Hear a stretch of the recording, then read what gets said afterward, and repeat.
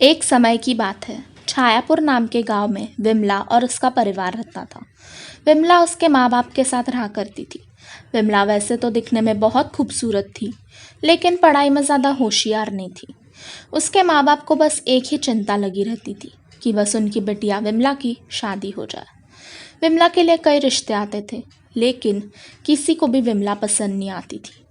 विमला के माता पिता ने अब गांव के बाहर रिश्ते ढूंढना शुरू कर दिए थे। सुनो जी, मुझे हमारी बिटिया की बहुत फिक्र हो रही है। उसके लिए आज तक जितने भी रिश्ते आए, उन सब ने हमारी बिटिया में खोट निकाला। अब तो गांव में कोई ऐसा परिवार ही नहीं बचा जो हमारी बिटिया को स्वीकारे। सबको आजकल पढ़ी लिखी लड़कियां चाहिए। तुम फिक्र मत करो भगवान, मैंने गांव के बाहर विमला के लिए रिश्ते ढूंढना शुरू कर दिए हैं। ज़रूर हमारी बिटिया के लिए अच्छा रिश्ता आएगा। 2 हफ्ते बीत जाते हैं। कालीखेत गांव से विमला के लिए रिश्ता आता है। रक्षित उसकी माँ चंद्रिका और बाप भैरव सिंह के साथ विमला को देखने आते हैं। उन्हें विमला पहली नज़र में पसंद आती है। विमला के माँ बाप रिश्ते के लिए मान जाते हैं। विमला और रक्षित की शादी हो जाती है। विमला अपने नए घर में प्रवेश करती है, लेकिन वो कोई आम बंगला नहीं था। वो जंगल के बहुत भीतर था। विमला तो बहुत खुश थी। बड़ी कठिनाइयों के बाद उसकी शादी जो हुई थी। विमला रात को उसके नए घर में गृह प्रवेश करती है। वो बंगला बहुत पुराना था। जगह जगह पर मकड़ी के जाले थे और घर के कई कोनों में चमगादड़ों ने बसेरा किया था। विमला को घर की ये स्थिति देख वहशत आती है और वो घर को साफ करने का ठान लेती है। विमला इतनी थक चुकी थी कि वो अपने कमरे में जाते ही सो जाती है। सुबह सूरज की रोशनी से विमला की नींद खुलती है। वो तैयार होकर नीचे जाती है, लेकिन उसका पति रक्षित और सास ससुर घर में मौजूद नहीं थे।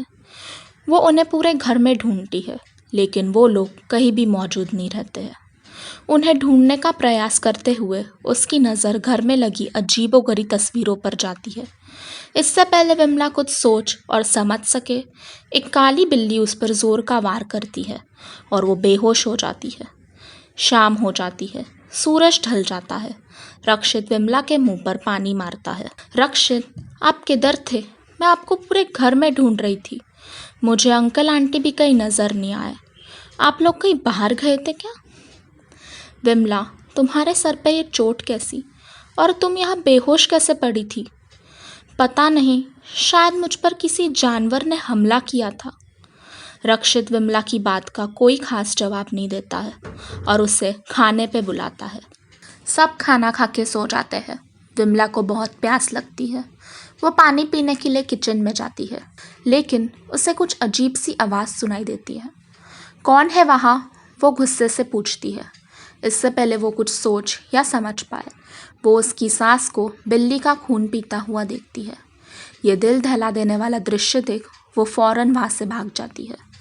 वो रक्षित को पूरी बात बताती है, तो रक्षित उसे रात का बुरा ख्वाब होगा कहकर टाल देता है। विमला अब ये जान चुकी थी, यह कुछ तो अजीब है।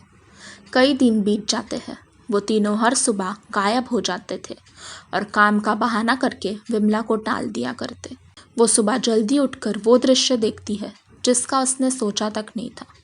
रक्षित अपने परिवार सहित चमगादड़ का रूप लेता है और वो तीनों एक साथ सूरज निकलने से पहले बाहर उड़ जाते हैं। विमला को अपनी आंखों पर यकीन नहीं आता है। वो फौरन वहाँ से भाग के बंगले के पास वाले मंदिर जाती है। वहाँ उसकी मुलाकात एक बाबा से होती है। वो बाबा को सारी बातें बता देती है। बाबा उसे बंगले की हकीकत बताते हैं।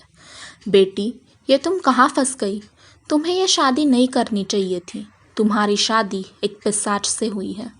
वो लोग कोई आम लोग नहीं है। वो इंसानों और जानवरों का खून पीते हैं। बाबा, मैं क्या करूं? मेरी जान बचाइए। मुझे अपने घर जाना है। मुझे बहुत डर लग रहा है। वो लोग मुझे मार न दे। बाबा उसे जल्द से जल्द अपने घर छायापुर लौट जाने का कहते हैं। वे बताते हैं कि कालीखेत पिशाची गांव है। दिन रहते ही उसे यह जंगल पार करके घर लौट जाना चाहिए और उसे एक चेतावनी भी देते हैं कि दिन रहते ही वो लोग की शक्तियाँ काम नहीं करती, लेकिन अंधेरा होते ही वो लोग तुम्हें अपनी शक्तियों से ढूंढ लेंगे। इसलिए जो भी करना है दिन के उजाले में करना, रात के अंधेरे में नहीं।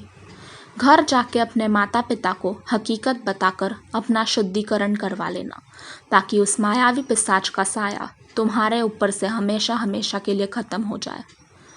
विमला को लौटते समय काफ़ी देर हो जाती है। अंधेरा हो चुका था।